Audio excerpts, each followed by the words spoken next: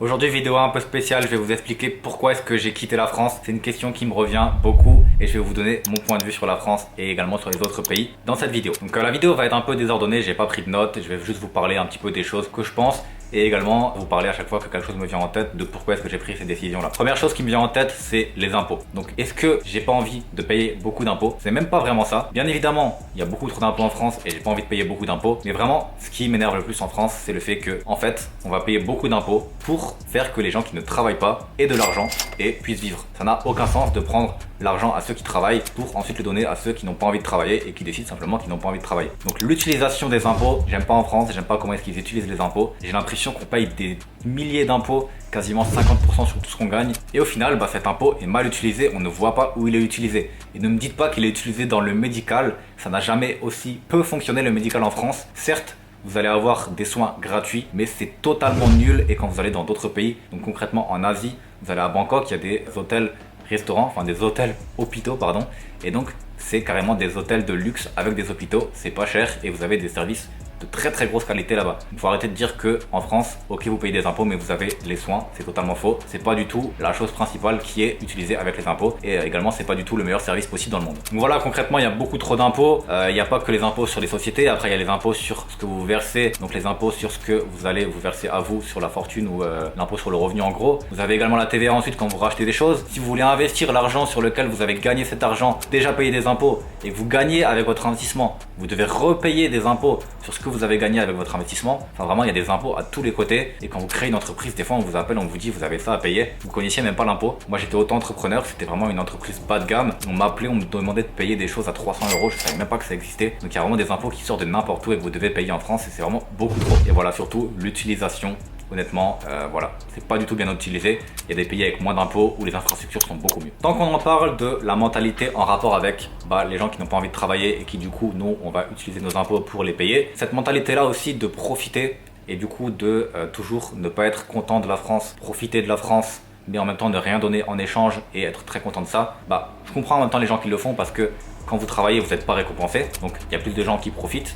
Et également ça va créer une disparité de dingue. C'est-à-dire que tous les gens qui vont créer de la valeur en France, ils n'ont pas envie qu'on prenne la valeur qu'ils ont créée et qu'on le donne à des gens qui crachent sur la France et qui ne font rien. Donc ils vont partir de la France et ils ne vont plus être en France.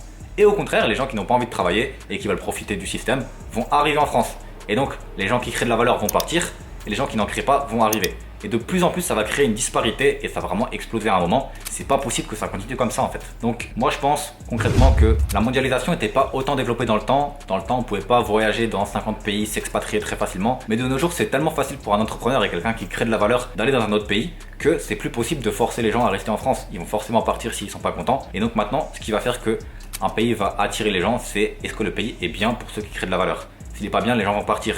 Avant, c'était pas possible de partir. Tu devais rester parce que c'était compliqué de s'expatrier. Maintenant, n'importe qui peut partir à Dubaï, en Thaïlande, à Malte, dans n'importe quel pays qui est 1000 fois mieux et 1000 fois mieux optimisé que la France en termes d'impôts et de mentalité. Et donc, ça marche plus en fait. Il faut changer le système parce que sinon, les gens vont simplement partir. Et maintenant, aujourd'hui, ils ont la possibilité de partir. Moi, j'ai eu la possibilité de partir. C'était très très facile. Il n'y a aucune complication à partir. Et donc, pourquoi est-ce que je vais rester en fait? Et c'est pareil avec tout le monde. Pourquoi est-ce que les gens vont rester? Ils vont se dire qu'ils ont la possibilité de partir. Donc, vraiment, ça, c'est en Europe en général. Faut arrêter de mettre des bâtons dans les roues aux gens puisque les gens maintenant peuvent partir très facilement et aller dans un pays qui est facile. Et donc ce qui attire les gens maintenant, c'est la facilité et c'est les bons pays. On peut partir, on peut aller dans des pays faciles et c'est ce qu'on va faire. Donc concrètement, si on vous donne le choix entre payer beaucoup d'impôts et être dans un pays où personne n'aime le pays et tout le monde fait n'importe quoi, casse les vitrines, manifeste à n'importe quel moment et détruit tout ce que vous avez créé toute votre vie, alors qu'en plus vous avez eu du mal à créer ça parce que vous êtes taxé, ou qu'on vous montre à l'inverse un pays où les gens sont civilisés, éduqués, comme par exemple en Asie, il n'y a vraiment aucun problème, tout est parfait en termes de mentalité et de civilisation, je parle.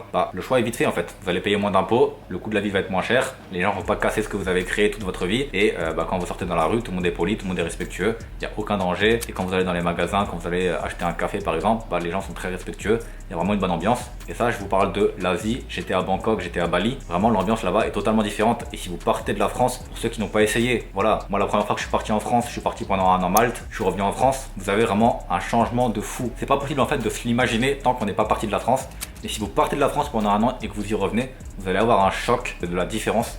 Là vous y êtes habitué, vous êtes en France pour ceux qui sont en France. Et quand vous allez voir la différence entre quand vous étiez parti et quand vous revenez, Vous allez voir que ça va vraiment vous faire un choc. Donc voilà, ça c'était en rapport avec les impôts, la mentalité qui est mauvaise en France et la sécurité, tout ça. Dans les autres pays, c'est beaucoup mieux. Donc dans les autres pays, je parle de par exemple Bangkok, Dubaï, Malte, Bali, l'Estonie, même tous les pays comme ça où il n'y a pas forcément des gens qui profitent et ont envie de tout casser et sont pas fiers de leur pays.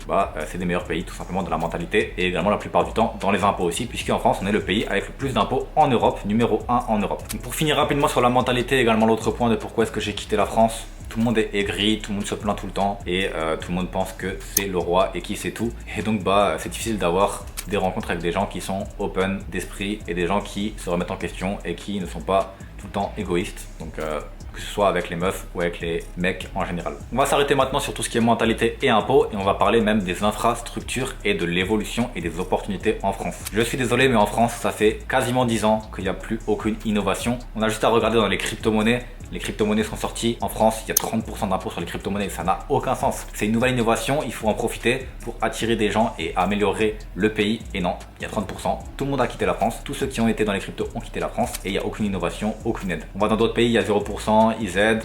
Pour les infrastructures du coup, pour revenir sur ça, en France, depuis 10 ans, il n'y a plus aucune infrastructure qui est créée. Vous allez à Bangkok, vous revenez en France, vous voyez la différence. À ce qui paraît, Bangkok, c'est un pays du tiers-monde.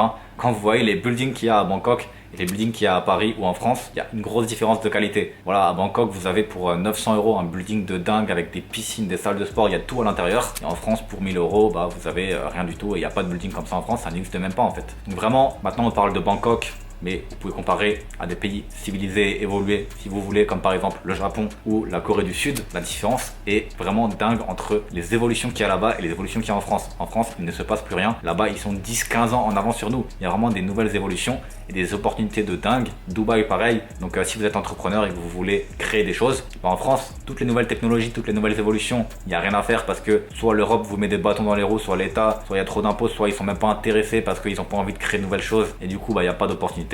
Vous allez à Dubaï, vous allez à Bangkok, vous allez à Bali, il y a des opportunités de dingue, tout le monde a envie de créer de nouvelles choses, de s'améliorer et vous allez pouvoir faire beaucoup d'argent et également avoir la passion de créer quelque chose de nouveau et d'être dans une passion de un projet, un nouveau projet, changer le monde.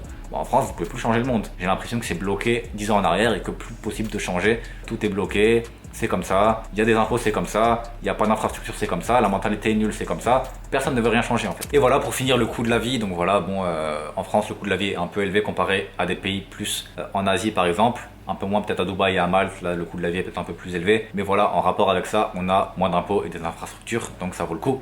Mais en France, le coût de la vie ne correspond pas à la qualité. Vous allez payer beaucoup et vous n'allez pas avoir de qualité, alors que dans les autres pays, vous allez payer peu et avoir de la qualité, ou payer beaucoup et avoir de la qualité, mais vous n'allez pas payer beaucoup et pas avoir de qualité. Donc voilà, c'est les principales raisons de pourquoi est-ce que j'ai quitté la France. N'hésitez pas à me donner votre avis dans les commentaires juste en dessous si vous avez d'autres raisons, ou si vous avez également des raisons d'aimer la France. Bien évidemment, il y a des choses que j'aime en France, comme par exemple la nourriture, mais que je n'ai pas dit dans cette vidéo, puisque dans cette vidéo, je parle des points négatifs et de pourquoi est-ce que j'ai quitté la France. Il y a bien évidemment des points positifs également en France qu'il n'y a pas dans d'autres pays, mais pour moi, les points négatifs sont beaucoup trop nombreux comparés aux points positifs. Et dans les autres pays, je suis beaucoup mieux et j'arrive à beaucoup mieux travailler sur mon business et à vivre dans les autres pays qu'en France. Et honnêtement, je ne vois pas avec les explications que je vous ai données dans cette vidéo, comment est-ce que ça peut s'améliorer, puisque, comme je vous l'ai dit en début de vidéo, la disparité ne fait que monter. Les gens qui créent de la valeur et qui sont intelligents et qui aiment créer des choses partent de la France, et les gens qui profitent et qui n'aiment pas la France et qui n'ont pas envie de créer des choses et juste profiter sont de plus en plus nombreux, puisque la France le permet en fait. Et tant que ça ne va pas changer, tant qu'il ne va pas y avoir un changement drastique, ça ne va qu'évoluer et il faut soit faire un changement, soit on est à la catastrophe dans quelques années, croyez-moi. Donc je ne vois pas comment c'est possible de faire autrement. C'est tout pour cette vidéo, donc j'attends de lire vos commentaires avec impatience sur le sujet. On se retrouve dans de prochaines vidéos. Ciao.